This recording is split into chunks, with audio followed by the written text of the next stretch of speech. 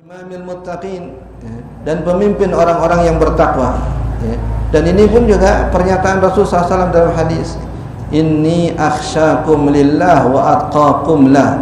Aku orang yang paling takut kepada Allah dan paling bertakwa kepadanya.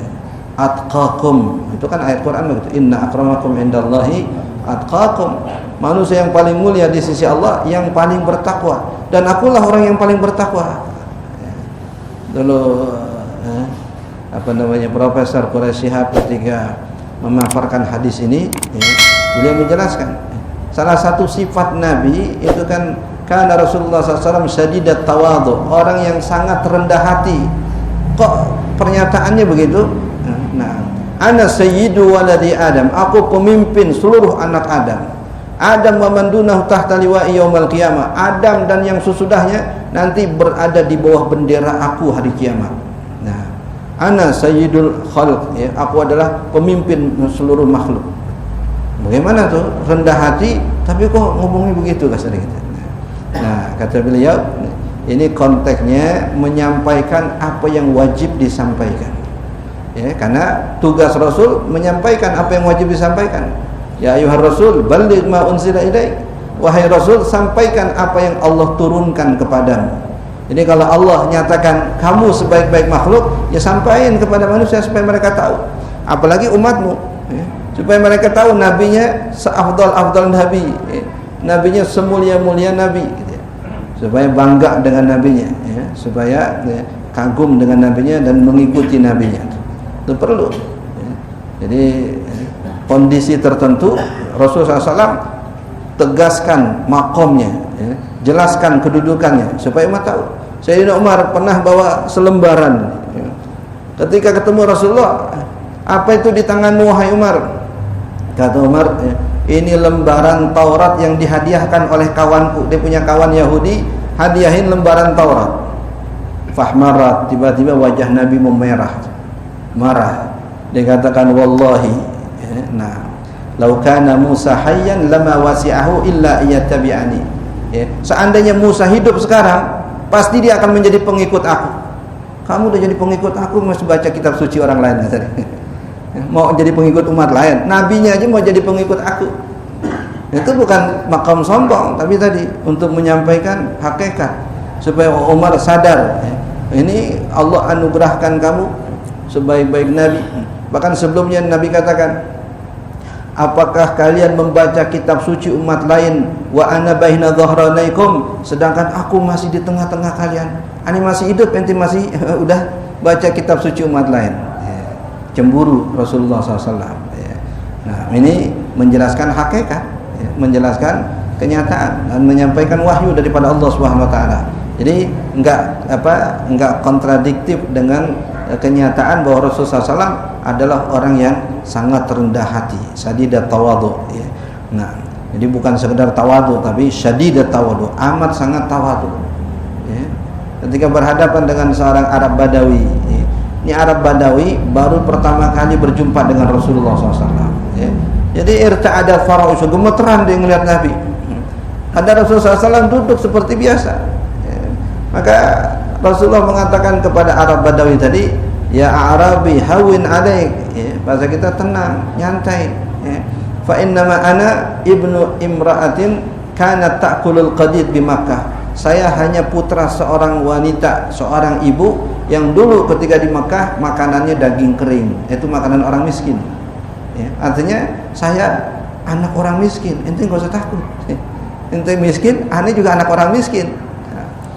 Itu karena pertama kali berjumpa dengan Rasulullah SAW, dan itu menunjukkan ketawaduan, ya. Kalau orang gemeteran kita mungkin demen wah berwibawa saya ini. Tapi justru Nabi merendah, serendah-rendahnya itu. Ada enggak merendah yang lebih rendah daripada ane anak orang miskin, bahasanya. Ana ibnu imra'atin kanat ta'kulul qadid bi Makkah. Qadid itu daging yang dikeringin, itu makanan orang miskin, ya. Nah, bahasa kita disimpan buat besok-besokan, biar awet, seminggu juga masih awet, dikeringin, ya, takut nggak ada makanan lagi. Itu makanan ibunda beliau tuh, dan itu yang disampaikan kepada si Arabi tadi, ya. Nah, ini imamil muttaqin, pemimpin, ya, para orang-orang yang bertakwa, dan termasuk di dalamnya para nabi dan para rasul. Sampai ya Allahumma shalli ala sayyidina Muhammad, Syekh Mutawalli Sya'rawi rahimahullah taala, beliau menjelaskan itu kedudukan baginda Nabi SAW yang istimewa ketika dalam perjalanan Isra, ya, dari Masjidil Haram ke Masjidil Aqsa, ya, itu disambut oleh para nabi dan para rasul, ya. Semua nabi dan rasul hadir semata untuk sholat berjamaah di belakang Rasulullah SAW. Setelah sholat berjamaah masing-masing mulai masing-masing balik datang ke Masjidil Aqsa, itu semata ingin sholat bersama dengan Rasulullah. Nah, kalau Gus Bah memandang cerita ini untuk menunjukkan pentingnya sholat. Pertemuan para nabi disimpulkan dengan sholat berjamaah. Perjumpaan nabi dengan para nabi di kuburnya masing-masing disimpulkan dengan sholat berjamaah, sholat di kuburnya. Marartu bi qabri akhi Musa wa huwa qa'imun yusalli fi qabri. Aku melintasi kuburnya Musa, dia sedang sholat di kuburnya. Simbolnya kuburan, apa sholat? Simbolnya sholat. Ketemu dengan Nabi Musa di kubur lagi sholat, ketemu dengan para nabi di masing-masing kuburnya juga lagi pada sholat. Ketika bersatu bergabung di Masjidil Aqsa, sama-sama sholat. Nggak digambarkan zikir bareng gitu ya, nggak digambarkan majelis bikin majelis taklim atau bikin tablik akbar. Justru disimbolkan dengan sholat bareng. Wa qaddamatka jami'ul anbiya'i bima. Semua para nabi menyuruh Rasulullah SAW untuk maju ke depan menjadi imam. Wa antal imamu, itu yang kita baca di Tarhim. Wa antal imamu, dan engkaulah pemimpinnya dan engkaulah imamnya, yang lain makmum di belakang. Ada Nabi Ibrahim, ada Nabi Musa, nabinya Bani Israel ada, Nabi Saleh, semua nabi dari Adam alaihissalam, ya, sampai Nabi Isa alaihi salam, itu semua bermakmum di belakang Rasulullah SAW. Ya, gimana nggak jadi imamul muttaqin, ya, pemimpin orang-orang yang bertakwa, dan orang yang bertakwa itu di barisan pertama para nabi dan para rasul, ya.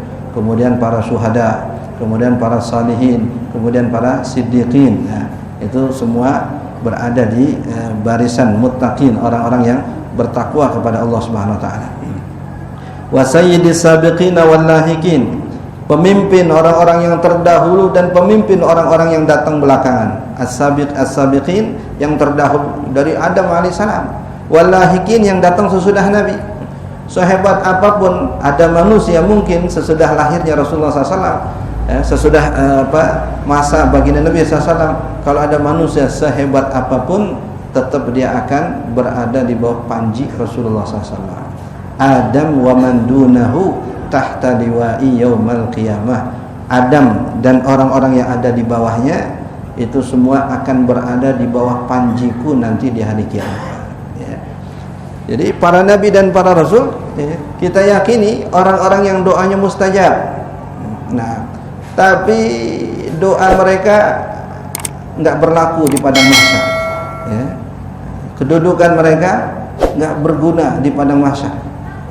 Semua manusia datang kepada para nabi satu persatu dari Adam alaihissalam. Disebut keutamaan, ya Adam anta abul bashar, engkau nenek moyang manusia, ya. Allah ciptakan langsung dengan tangannya, Allah tiupkan ruhnya ke dalam jasadmu, Allah suruh malaikat sujud kepadamu, dan engkau ditempatkan di surganya. Kurang apa kesannya itu? Sekarang ayo tolong kami dong, kami lagi di padang mahsyar nih. Udah bahasa kita udah stres, ya, depresi. Dikatakan faminhum man balagha haqawai, faminhum man balagha aqibai, faminhum man balagha syahmatai udhunai. Ada yang tenggelam oleh keringatnya sampai mata kaki, ada yang tenggelam sampai pusar, ada yang tenggelam sampai hidung, ya. Ya, kebingungan mereka, dan itu bukan sehari dua hari, puluhan tahun ada di padang mahsyar dalam kondisi seperti itu, ya. Seakan-akan matahari, ya, di atas kepala mereka. Datang kepada Nabi Adam, nggak manfaat kedudukan Nabi Adam, ya, dengan kelebihan yang tadi disebut, nggak digubris oleh Adam, ya.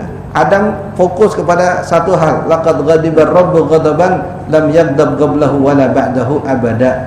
Allah saat ini murka yang Allah belum pernah murka sebelum dan sesudahnya seperti ini. Udah, cari yang lain aja ente. Idhabu ila Nuh, Nuh pergi ke Nuh, Nuh. Nuh itu awalur rusul, rasul yang pertama, ya. Maka Maka mereka katakan, ya Nuh anta awal rusul, engkau rasul yang pertama Nuh, ayo dong tolong kami. Satu persatu didatengin, tapi nggak ada yang berlaku kata BLC-nya itu, nggak ada yang berfungsi syafaatnya saat itu sampai kepada Rasulullah SAW. Baru Nabi katakan ana laha, kemudian Nabi sujud di bawah aras, kemudian Allah ilhamkan doa yang kata Nabi, aku nggak tahu saat ini, nanti saat itu baru Allah akan ilhamkan. Ya, saat itulah kemudian Allah mengatakan kepada Rasulullah, ya Muhammad irfa' ra'sak wa sal tu'tah washfa' tusaffa. Hai Muhammad, angkat kepalamu, minta niscaya permintaanmu akan dipenuhi, beri syafaat niscaya syafaatmu akan diizinkan. Barulah kemudian Rasul memberi syafaat kepada seluruh manusia, yaitu yang disebut dengan asy-syafa'atul uzma. Syafaat uzma kita nggak pakai minta, dapat. Kita minta syafaat yang khusus, ya. Kalau mudah-mudahan kita dapat syafaat uzma, itu semua orang dapat, nggak pakai diminta. Orang kafir pun dapat syafaat uzma. Ya. Karena itu untuk menentukan apakah mau ke neraka, apakah mau ke surga. Ya. Yang penting selesaiin dulu tuh padang mahsyar. Itu yang disebut dengan asy-syafa'atul uzma, dan itu hanya untuk Rasulullah SAW. Itu yang disebut dengan al-maqam al-mahmud, yang kita minta dalam doa azan. Rasul jamin, siapa yang memintakan itu untukku, maka pastilah syafaatku baginya. Ya, wajabat lahu syafaati yaumal qiyamah. Itu Allahumma rabb hadhihi da'wati tammah, salah satunya wal maqamal mahmud. Sahabat bertanya, ya Rasulullah, apa itu al maqamal mahmud?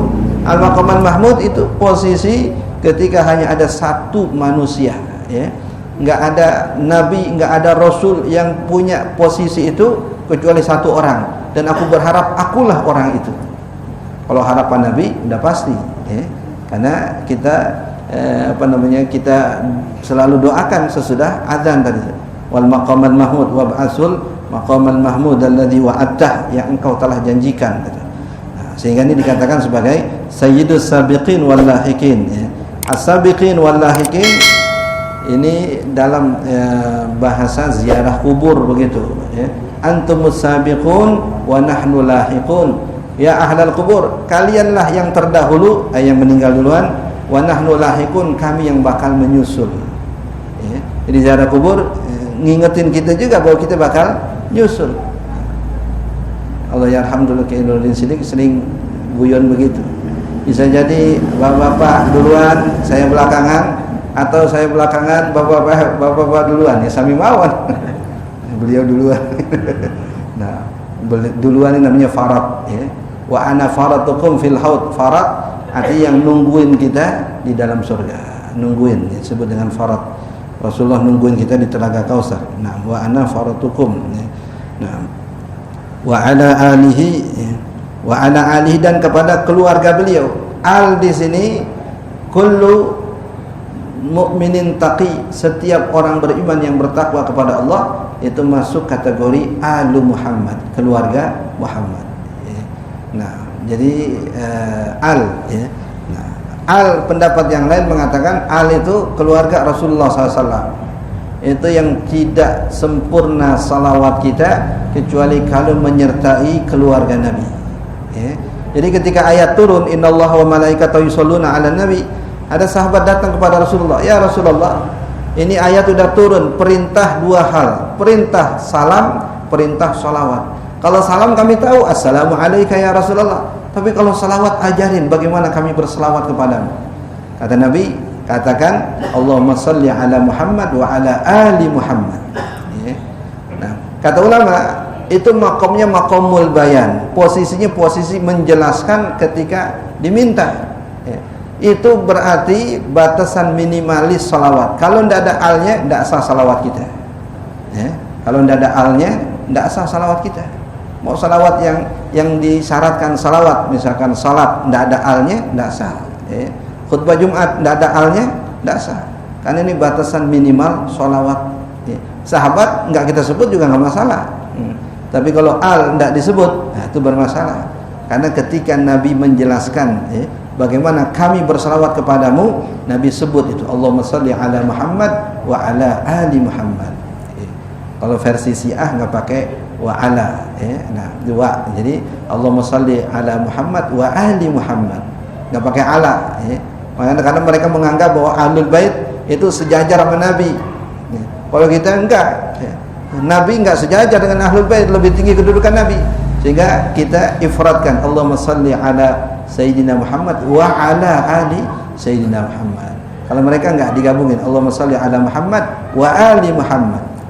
Itu salah satu ciri salawat Syiah. Walaupun ada juga sebagian kita mungkin kadang enggak tahu, salawatnya begitu. Allahumma shalli ala Muhammad wa ali Muhammad, digandeng, nggak pakai ala. Kalau ini dua-duanya pakai ala untuk menunjukkan makom yang berbeda. Allahumma shalli ala Sayyidina Muhammad wa ala ali Sayyidina Muhammad. Al, Nah, ini al itu ada yang mengatakan setiap orang beriman itu masuk kategori al. Dikatakan kullu mu'minin taqi, setiap orang beriman yang bertakwa kepada Allah itu adalah alu Muhammad. Al ini bukan secara khusus kerabat, tapi kalau Ahlul Bait, nah itu spesifik, Ahlul Bait keluarga Rasulullah SAW, itu khilaf ulama, apakah istri beliau termasuk Ahlul Bait? Menurut mazhab Ahlul Bait, enggak, istri Nabi enggak termasuk Ahlul Bait. Tapi mayoritas ulama mengatakan istri Nabi itu termasuk Ahlul Bait. Karena ayat liyudhiba ankumur rijsa ahlal baiti wa yutahhirakum tathira. Ayat ini turun setelah khitab kepada nisa'an Nabi, ya nisa'an Nabi, wahai istri-istri Nabi. Nah, setelah itu baru salam kepada Ahlul Bait. Berarti ada korelasinya antara Ahlul Bait dengan istri-istri Rasulullah SAW. Tapi versi sebagian Ahlul Bait itu yang disebut dengan Ahlul Kisah. Ahlul Kisah artinya orang yang dikerebongi nama Nabi. Ketika ayat mubahalah, ayat bahasa sekarang mubahalah artinya sumpah pocong, padahal bukan sumpah pocong, itu mubahalah. Orang Yahudi mereka nantang Nabi untuk sumpah, sumpah tadi, sumpah mubahalah. Siapa yang bohong bakal dikutuk oleh Allah dengan keturunannya. Ayo panggil itu keluarga kamu.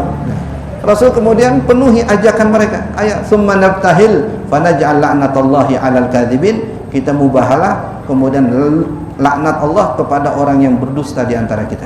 Ketika itu ada Hasan, ada Husain, ada Ali, ada Fatimah. Kemudian Nabi kerebongin pakai kisah, pakai selimut.